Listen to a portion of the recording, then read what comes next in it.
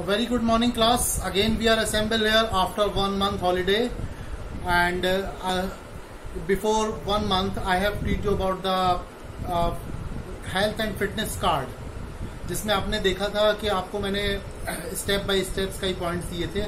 Health and fitness के components क्या क्या हैं, हेल्थ कंपोनेंट्स क्या क्या हैं, बीएमआई है, आपका स्ट्रेंथ है, एंड्योरेंस है, वो सारे टेस्ट जो थे जो मैंने आपको बताए थे, आपको पंच शीट पे करना है उसको तैयार। वो आपको एज ए रिकॉर्ड एक फाइल मेंटेन करनी है, वो रिकॉर्ड आपकी एज ए रिकॉर्ड जमा होगी और मे बी सीबीएसई उसको मांग भी सकता है हमसे। तो इस लिहाज से आपको जो है आपके पॉइंट्स दिए थे हेल्थ एंड फिटनेस कार्ड में। तो आपके हेल्थ एंड फिटनेस कार्ड हुआ था, उसमें योगा हुआ था, मास पीटी हुआ था, जो मैंने आपको स्टेप बाय स्टेप बताया था। इसके बाद आता है आपका मेजर गेम। मेजर गेम, कोई भी एक मेजर गेम आपको तैयार करना है, और मैं आपको, हम और पांडे सर जो भी आपको मेजर गेम बताएंगे, तो आपको लगभग 5-6 मेजर गेम्स हम आपको बताएंगे जो आपको कंफर्टेबल लगे, जिसको आप अच्छे से तैयार कर सकें, जो आपको पसंद भी हो। तो वो सारी चीज़ें आपको वो मेजर गेम आपको तैयार करना है। तो हम आपको स्टेप बाय स्टेप, हम और पांडे सर आपको मेजर गेम के बारे में बताएंगे।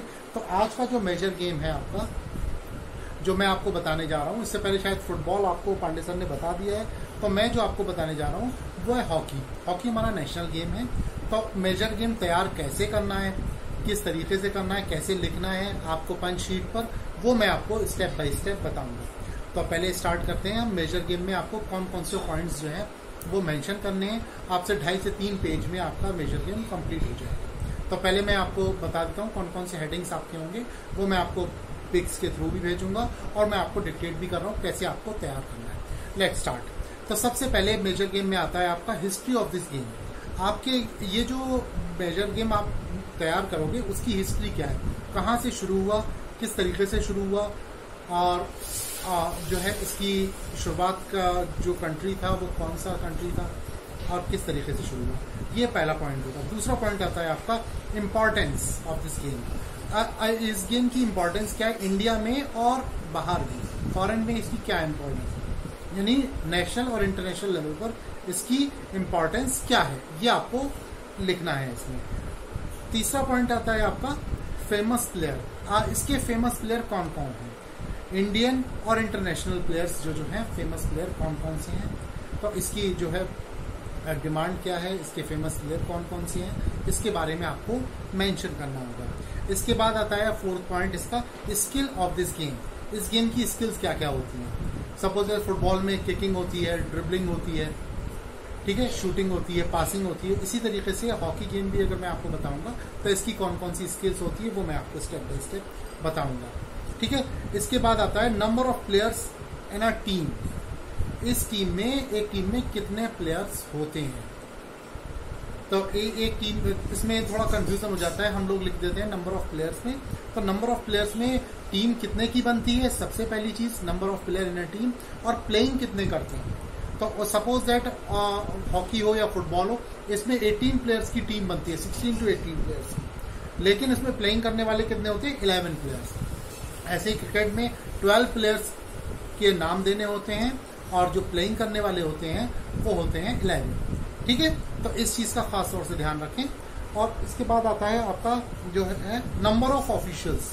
नंबर ऑफ ऑफिशियल्स यानी कितने ऑफिशियल्स होते हैं उसमें, एम्पायर कितने होते हैं, रेफरीज कितने होते हैं, और टेबल पर्सन कितने होते हैं, वो सब आपको इससे मेंशन करना होगा। इसके बाद लास्ट इंपॉर्टेंट पॉइंट, इसके अवार्डेड, इसकी ट्रॉफीज कौन कौन सी हैं, फेमस ट्रॉफीज कौन कौन सी हैं, अवार्ड कौन कौन से इंडिया में या इंटरनेशनल लेवल पर इसकी कौन कौन सी ट्रॉफीज होती हैं, ठीक है। तो ये स्टेप बाय स्टेप लेना। और एक पॉइंट मैं आपको अब बताऊंगा कि इसके एम्पायर्स और रेफरी, कुछ लोग कंफ्यूज हो जाते हैं कि एम्पायर और रेफरी लोग जो होते हैं वो एक होते हैं, जबकि इसमें डिफरेंस होता है। एम्पायर और रेफरी में स्टेप बाय स्टेप मैं आपको बताऊंगा, एक टेक्निकली डिफरेंस होता है। आपको ओरली में आपको बता देता हूँ, एम्पायर उसको कहते हैं जो आंखों से देखकर अपना डिसीजन देता है, ठीक है।